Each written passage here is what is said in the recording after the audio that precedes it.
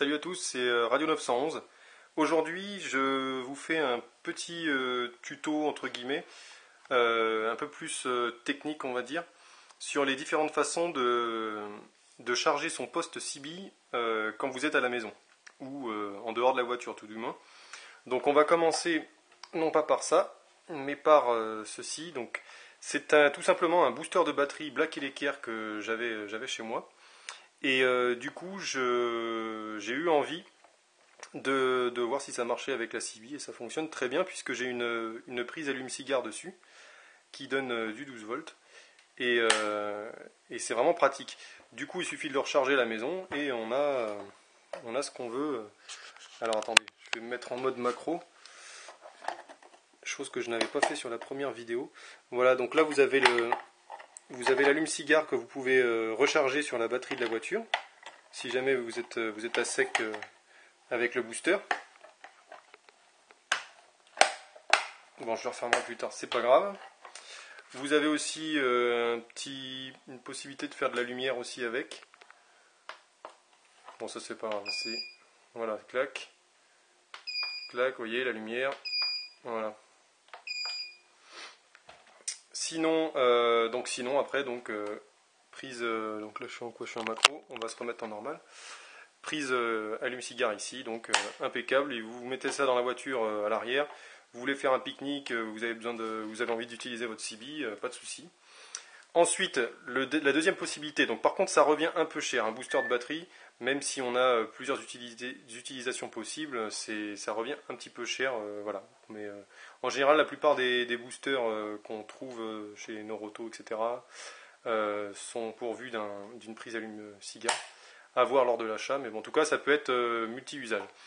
Ensuite, sinon, pour beaucoup moins cher, à savoir que moi je l'ai eu gratuit, donc c'est une alimentation de PC ATX.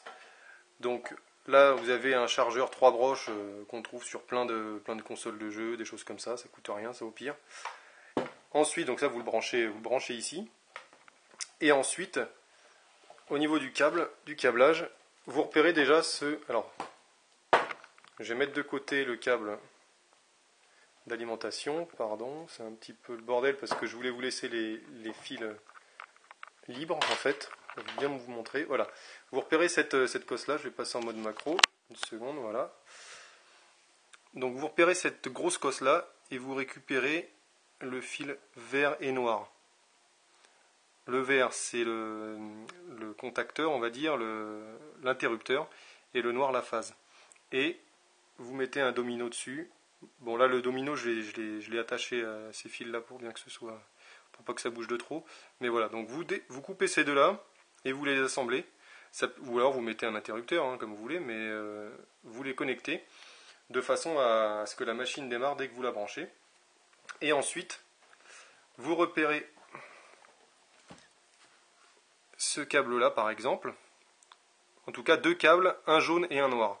Vous voyez là il y en avait 4, j'ai récupéré ce câble jaune et ce câble noir. Le câble jaune va vous donner du 12 volts et le câble noir c'est la terre. Donc hop, je les ai récupérés là. J'ai mis des dominos. On peut faire un travail encore plus propre, mais bon, pour l'instant j'ai mis ça. Et à la suite, donc j'ai mon alimentation avec mon fusible qui va venir se brancher directement sur la CB. Alors certains vont dire que ça nécessite une stabilisation de tension avec un adaptateur 24-12 volts, mais un mec spécialisé dans l'électronique m'a dit que ça donnait plutôt une tension plutôt stable en sortie, donc il faudrait vérifier avec des tensiomètres je pense, chose que je n'ai pas, j'ai juste un tosmètre, donc je pourrais faire ça plus tard, mais en tout cas je l'ai testé avec ma CB, ça marche très bien. Donc vraiment ça coûte rien. Bon, moi je l'ai récupéré gratuitement sur une vieille machine, vous pouvez en récupérer. Et donc voilà, vraiment très simple, pas cher.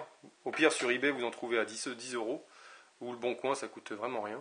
Donc voilà, deux façons de pouvoir alimenter votre CB quand vous êtes hors de votre véhicule.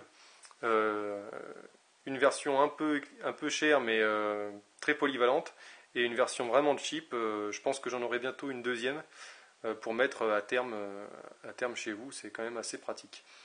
Voilà. Alors que celle-là, on va dire que c'est plutôt un moyen différent quand vous êtes dans le véhicule pour, par exemple, quand vous voulez communiquer à l'arrêt, c'est pas mal. Ça permet d'éviter de pomper toute la batterie de la voiture et de pouvoir redémarrer. Voilà, dites-moi ce que vous pensez de cette vidéo, j'espère que ça vous a donné des bonnes idées, et puis que ça va vous aider, parce que moi effectivement je cherchais des alimentations pour ma Civi, et voilà, je vous dis à plus tard sur la chaîne Radio 911.